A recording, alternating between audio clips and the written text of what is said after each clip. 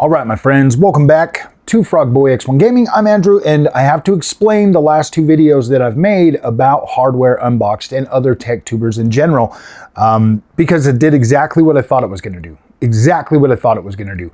So I called out hardware unboxed for a specific reason, not to try to say that AMD's prices are blah, blah, blah. We all know that AMD should probably be pricing these at a reasonable price, okay? $600, whatever. Like we already know that that's pretty much, like, they're going to price these cards anywhere between $550 and $600, almost $700. Like, we already know that. We already know that just due to the fact that NVIDIA has priced their 5070 Ti at $750, but they're literally selling for $1,000. We already know that AMD is going to be pricing these cards well within that range. Like why wouldn't they? Why wouldn't they? It just makes business sense. The whole purpose of the last two videos that I made, and I'm going to try to be as freaking precise as I can, is I wanted to show you guys just how much effect these tech tubers have on your minds. Like, you guys have been watching them, and like, I saw this coming. Like, so in college, you know, when I was taking like forensic psychology and stuff, there's a term that they call conditioning. Okay, I don't know if it's going to make sense to everybody, but there is a term called conditioning, and every generation since RTX and DLSS has launched, you have seen all of these tech tubers consistently say how amazing it is. Okay, a lot of people believe that. We're consumers. We're not thinking about it. We're just thinking about the hype and the way these guys speak. They talk about the products, and they continue to do that while always saying and comparing straight to AMD, like, oh man, FSR's trash, zooming in 500%, all kinds of stuff to just show you that AMD is not on par with NVIDIA. Now, if you look at it from my point of view, okay, these are upscalers. They are designed to try to give you a 4K image while upscaling from a lower image to give you performance when you're playing. And I've noticed that in my own testing. I can, you know, turn on DLSS or FSR, it'll drop it to like quality, it'll drop it to like 1440p. That pretty much, for the most part, gives me 1440p performance, but it upscales my image so it doesn't look kind of, because 1440p does look a little bit softer and a little bit blurry on a 4K screen, so it kind of sharpens it up, tries to bring back that overall 4K image or whatever. Obviously DLSS does this better than FSR. FSR has a lot harder problem trying to resolve like that finer detail and stuff, so you get a little bit more ghosting, you get a little bit more blur, inconsistency and fine details like hair and vegetation, stuff like that. But the overall image, like character quality, stonework, terrain, all of that other stuff still looks pretty sharp. But yes, there is like the shimmering and all of these other things in FSR, but it still does what it's intended to do in terms of giving you a 4K looking image. Yes, DLSS is better. It sharpens the image up a little bit better, but you still had, in each iteration of DLSS, you would still have problems like ghosting or like blur in some areas. You would have it strip out texture detail in other areas. There was always just inconsistencies that they never pointed to. They always just went straight to beating on AMD and FSR. Always. Zooming, like literally zooming in 500%. So what's happened is they have literally conditioned you over the last 4 or 5 generations now. Obviously, we're on the 5th generation with the 50 series. So now we have transformer model DLSS. I can tell you that looking at this on my own screens, that DLSS 4 is incredible. Like, it looks incredible. But now we're past getting the performance, the hardware performance that we used to get. And we're paying significantly more money for this technology, and they keep raving about how good DLSS 4 is. I mean, I haven't even watched the new hardware unbox video talking about DLSS 4 because I plan on making my own video with my own thoughts and my own insights, comparing that to PlayStation 5 Pro. But these guys have so much effect on your psyche, my friends, that when I come out and I make a video stating facts, like it's like, obviously, in my opinion, as an AMD fan that has been that actively uses AMD as my main driver, I don't see a big enough disparity in the way AMD performs to the way NVIDIA performs for NVIDIA to be able to charge significantly higher prices. And I really don't feel like I've been ripped off by AMD because I've gotten more VRAM. I've gotten a better overall just rasterized performance. I've gotten gains in places where NVIDIA cards have failed to materialize while just for switching over to AMD. So yes, it is a valid, the points that I'm making are very valid. They are valid. I believe that AMD, while yeah, FSR is not up to par, you know, but it still delivers and it still gives you a 4K image with some drawbacks. But DLSS has never been perfect. I would say the DLSS 4 transformer is definitely the closest it's been to perfect, in my opinion. Like, it is very good, guys. But we're finally getting an FSR 4 from AMD that's going to be using AI upscaling. So we'll see how that works. And it's supposed to convert FSR 3 games right over to FSR 4. So at the end of the day, like, it might be literally right back to splitting hairs of zooming in 1000% just to see a difference. Who knows?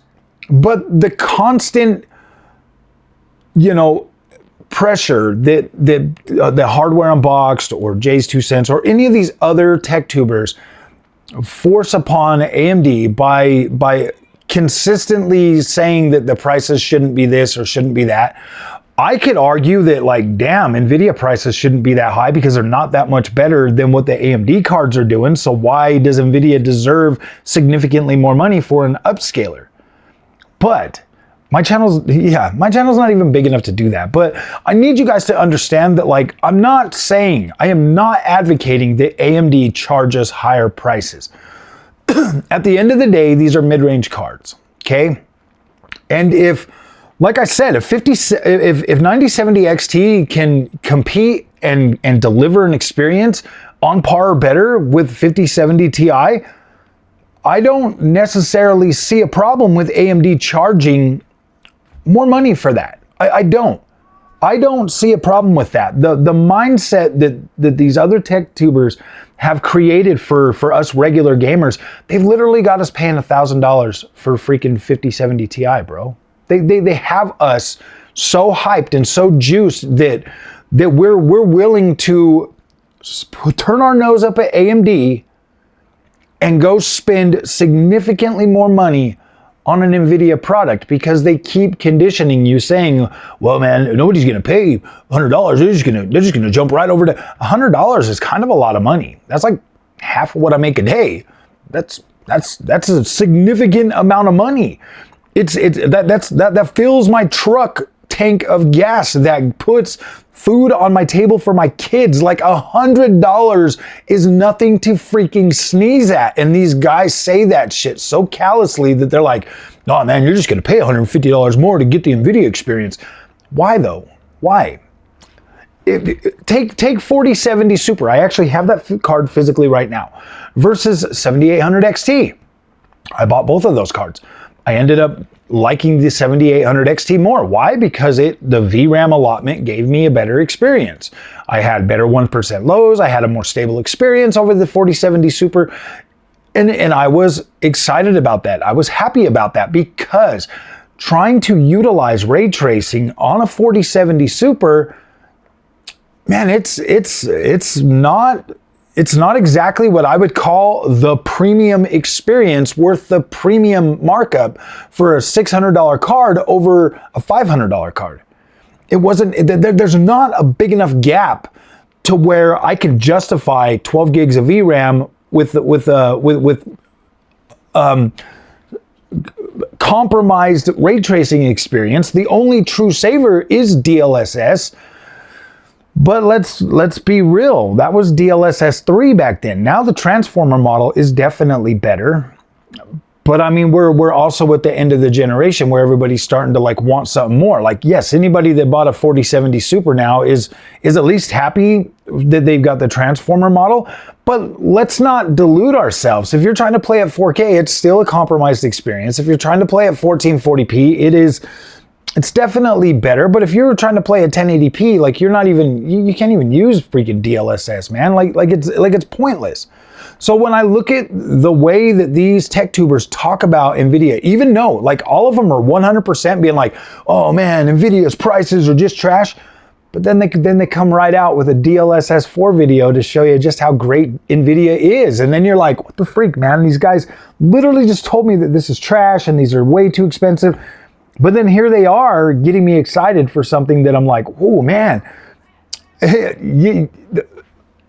it's all conditioning. It's all conditioning, my friends. And then they go back and then they talk about how AMD needs to lower their prices. Yeah, they probably already have access to the AMD cards. They do. And it kind of like, it's weird how it works, because at the same time, you're like, yeah, man, I love Hardware Unboxed because they're there for the little guys, man. They're trying to make AMD lower their prices so NVIDIA will be forced to lower their prices. And really, dude, really, you guys absolutely actually believe that shit? You believe that shit? Okay, whatever. AMD is a company. They're a completely wholly owned company, completely separate from NVIDIA. And I've heard oh man, they're working in tandem. They're conspiring to raise prices. Oh man, I'm a conspiracy theorist dude myself, but you got to look at it from this point of view.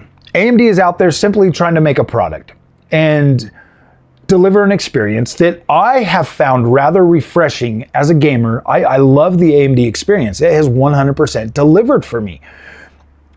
And then when I look at what NVIDIA has done, I'm just like, wow, man, these guys are just like seriously cranking up the price and delivering. I mean, like, dude, you've got way too many content creators out there that highly praise what NVIDIA does. Well, and they don't even really show you the AMD experience. They don't even show you how incredible AMD's Adrenalin software is. They don't show you that, like, things like, hey man, you could have already used multi-frame generation on your AMD card right when FSR3 started launching and they had AMD's fluid motion frames. You can literally stack those technologies, and some games it's fine, very, very convincing. Like, I'm like, wow, dude, this actually doesn't feel horrible on a controller. But then you also have the PC space where it's like people are going to be using a freaking mouse and keyboard, and that is absolutely atrocious. I do not like frame generation with a mouse and keyboard. It just does not feel that freaking great. So, you know, my friends, my intention was not to come out and just straight harass Hardware Unboxed or create some sort of freaking massive war between them. No, I don't even give it. I don't really care that much. But it does kind of suck, man, because like I'm an AMD fan. I support AMD. I buy their products. I use their products to power my channel. And then when I've got, you know, like it is pretty hard to grow a channel and try to, you know, stick to one niche. Like, especially with AMD, because there's just so many other channels out there that consistently bash AMD or try to make it look like it's not that great, and so it is tough. So I do have to invest in NVIDIA at least to a point to where I can show you guys a side by side or a difference, you know. And yes, going forward, we're not going to do any more of the little freaking troll baiting videos, like the NVIDIA baiting videos or whatever. But I need you guys to understand that, like, we've been conditioned, and trust me, it's been pretty hard. Man, I was even, after watching the reviews for the 5070 Ti, I was like, damn, dude, that's a good card. I want that card. I'm gonna buy it. I still fall for it. That's why I'm telling you guys, like, we are so freaking conditioned by these guys because we like these guys. I like Steve and Tim. Like, I don't have an issue with them. Like, I like them, and they make a lot of good points, and they're very good at what they do in talking about this stuff. Like, I'm so new to PC gaming, 3 years. I guess you could say it's new, but I haven't been there for the great times, the golden age of PC or whatever that I keep getting told. But I've been here long enough, and I've spent enough money on these GPUs to know that, like, damn, dude, like, they're selling us snake oil, man. they are good. These guys are good, and they've been doing it for a while. And, you know, I don't wish any harm. I just want my community to be a little bit more informed and be like, okay, man, NVIDIA's good, but they're not so much better that they can sell a 5070 Ti for $1,000 and AMD has to take $500, $550 for it. It's not that, yeah, they're not that much better. I'm sorry. They're not $450 better than AMD. And when the 9070 XT comes out, I'll do my full review. I'll compare it, and we'll look at them, and we'll see if that 5070 Ti is worth the premium that I paid over what I'm going to pay for the AMD card. Now, yes, if AMD was to come out at $550 for the 9070 XT, I think that card would do very well. Obviously, you know, I was looking at this thing from a guy over on Twitter, Thomas. He was showing like the numbers and stuff. And if his numbers are right, and that's what it costs them, and they can get 49% over that, yeah, it would absolutely be in AMD's best interest to do what they can price-wise to be good to the customers, but also see, here's the thing, man. If people are willing to pay, and this is the way I'm looking at it, if people are willing to pay $1,000 for an NVIDIA GPU, I kind of do think AMD should charge $700. But then again, like, what do you do, man? What do you do? $1,000 versus $550, that's a lot of money to leave on the table. They could go into R&D. They could go into making better features for Radeon. They could go into improving the AMD Adrenaline experience even further. They could go into ray tracing research and development and all of that stuff. That's a lot of money to leave on the table. So yeah, when I say, and this is honest, dude, when I say that AMD should come out at $700, there's people that are going to pay $700 for that card regardless, no matter what. They're like, frick yeah, $700, that's a good deal. It's $200 more to get an NVIDIA GPU right now. If NVIDIA does bring all their cards down to MSRP and then AMD drops the price, that's money that they made right then and there from the people that are willing to buy their cards, that want to support AMD and to see it grow. I don't have a problem with that. AMD is very good about lowering the prices to try to push, to try to get people to buy stock. They're good at that. And I would rather AMD have that flexibility to be able to do that, to be able to make more money. But I would also like to see AMD price a card and stand firm on that. They've got CPUs, they've got APUs, they've got data center. They've got products out there that are building enough market share for them. And I do, at the end of the day, want a better AMD Radeon experience. So I'm willing to pay a little bit more for that. To invest, not invest, but, you know, I'm willing to pay, you know, that extra price. If 9070 XT is on par with 4080 Super 7900 XTX, $700 is not a bad price. It's not a bad price. That's actually decent for that amount of power. Now, obviously, there's, you know, if it's not on par, then yeah, they should, you know, probably maybe lower the price. Seriously, it has to meet or exceed 5070 Ti for my pricing to even make sense in the first place. And 5070 Ti is kind of shaky compared to those other kind of cards too. So I don't know, man. It needs to beat it. It needs to beat it to be $700. But yeah, guys, we're pretty conditioned.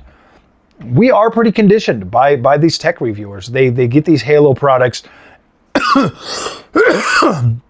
Do you really think that these guys are like, oh yeah, man, NVIDIA is the best reviewing on a 60 series card? No, that Halo product actually gives them that authority to be able to be like, yeah, man, NVIDIA is the best, because technically they are. Like, they've got a 4090, they've got a 5090. Technically, they are the best.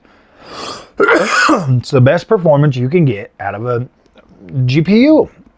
So yeah, they are the best, but they're not the best all the way through the stack. There are better options for a lot of that, at comparable or better pricing. So keep that in mind. Keep that in mind going forward, man. Like I said, my whole video is not to call them out or anything like that. It is just to show you guys that we're conditioned, bro. We are so conditioned that you guys like literally are spouting the exact same stuff they're doing and not realizing that we are the reason that NVIDIA prices keep going higher.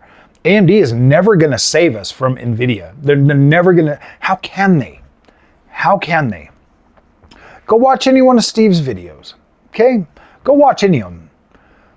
Even though they were out there literally trashing the prices of 5070 Ti and literally like making fun of it. Like seriously, I was like, really, man?